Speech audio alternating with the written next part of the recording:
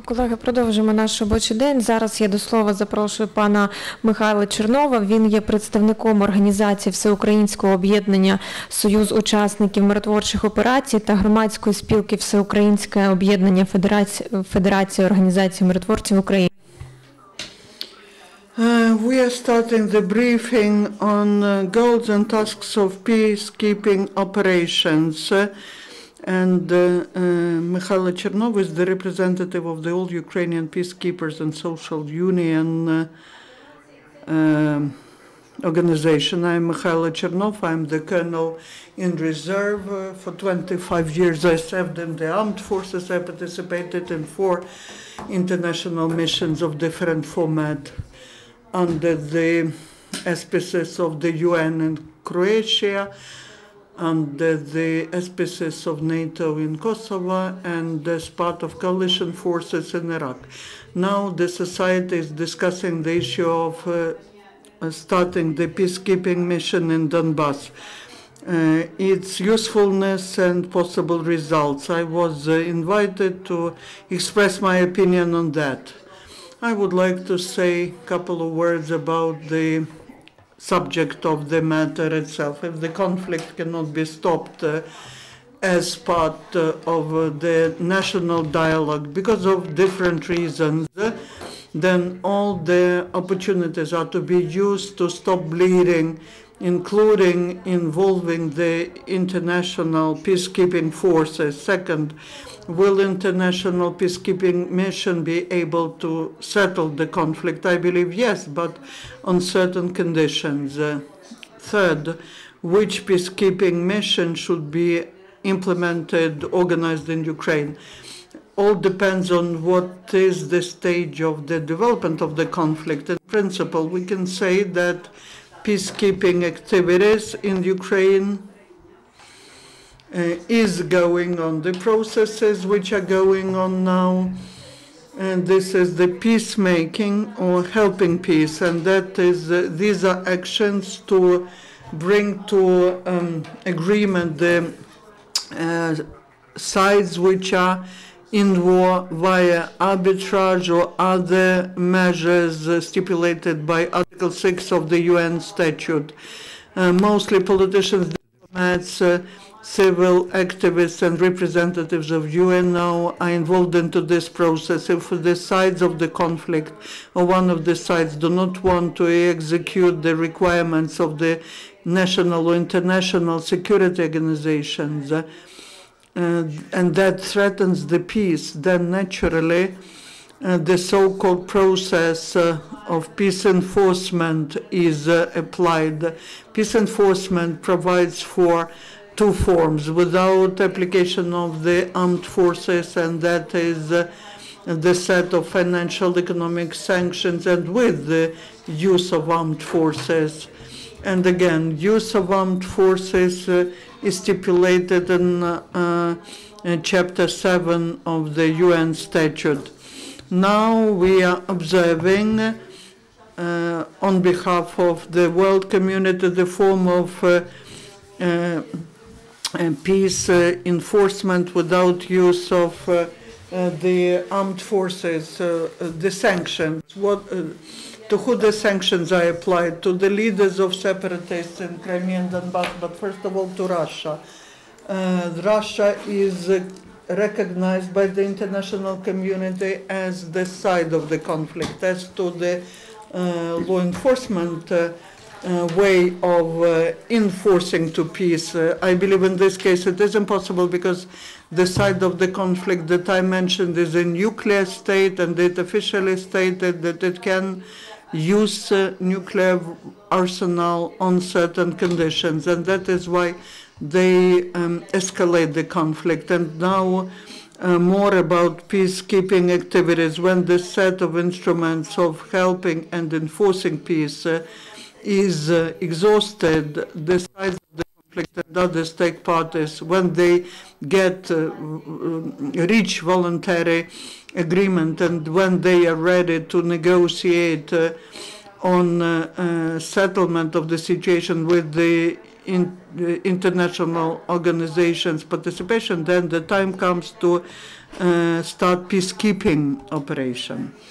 The peacekeeping operation provides for use of the multinational armed forces, UN observers and OSCE observers, and these operations start only after the agreement is reached on ceasefire and truce. These are to provide for execution of the terms of ceasefire. And the personnel involved in operations in accordance with UN are not using the weapons only with the exception of cases of self-defense, or if there are attempts of some groups not to allow peacekeeping groups to execute their task, or if there is a threat to life. The organizations on peacekeeping, after they achieve their objectives, the peacekeeping operation, after reaching its objective, then moves to another format, post-conflict peace building.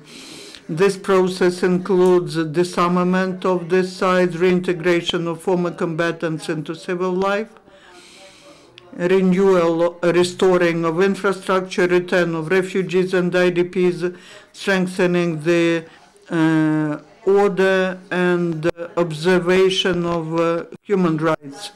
In Donbass, the post-conflict peace building will be needed as logical continuation of the operation of peacekeeping.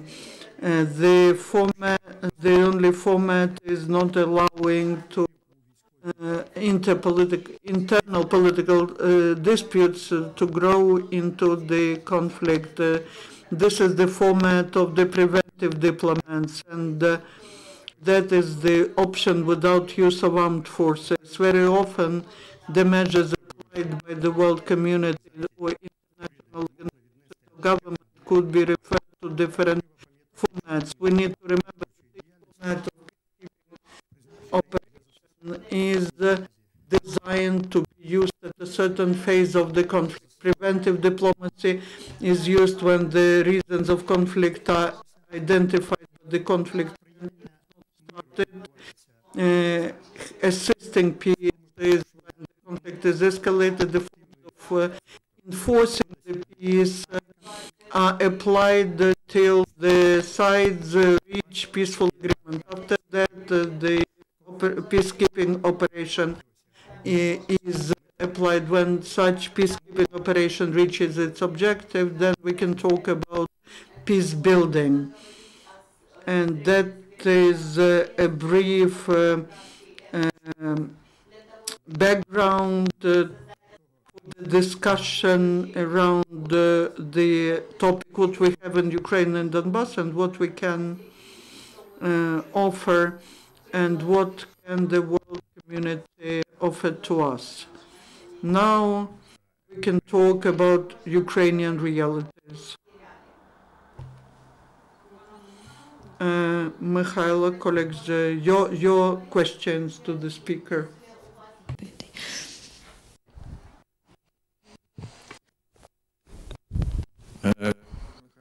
Mr. Mykhailo, tell us, please, those steps which were made by the both parties, are they a possible start for those necessary to create, necessary to launch the peacekeeping operation? It's necessary to be done. Take place. Thank you.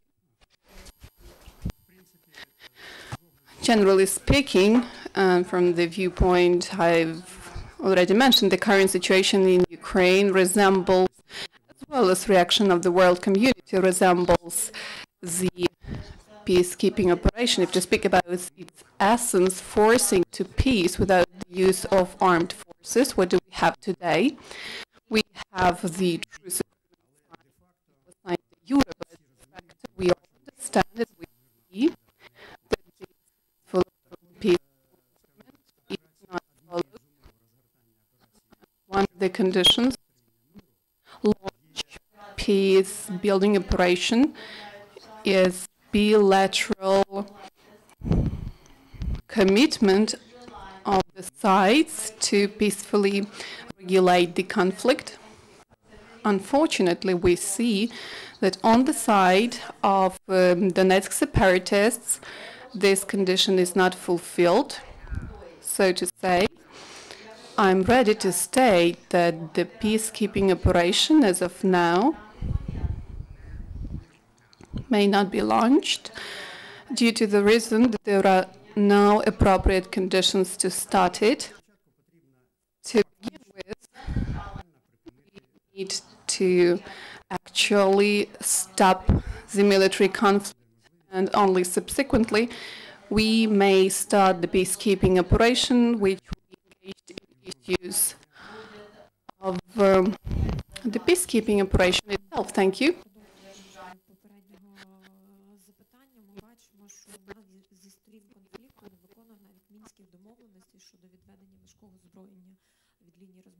Agreement and OSCE are not allowed to the places of final dislocation of armament.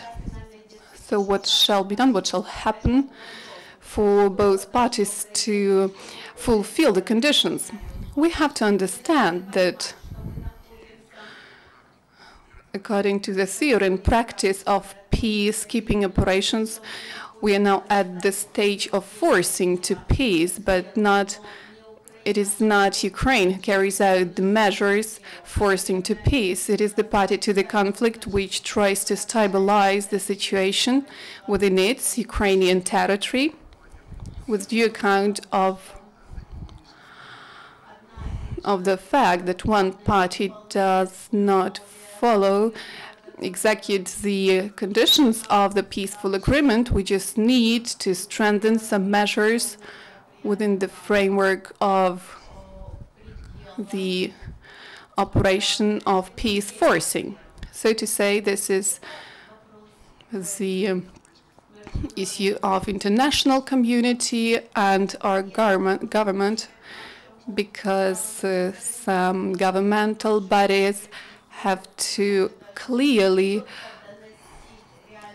reflect, highlight the real situation, informing and delivering the information on such situation to the international community. And the real way to peacekeeping operation, real precondition, is that within this stage we need to strengthen the influence to the violator.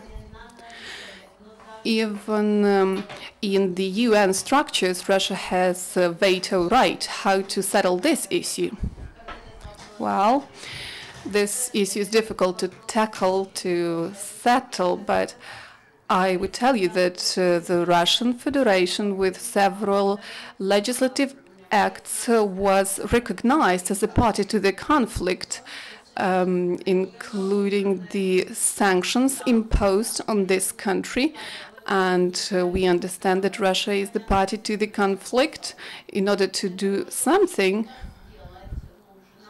we need to recognize the Russian Federation a party to the conflict by the direct legislative act. The first stage was Verkhovna Rada adopting appropriate resolution.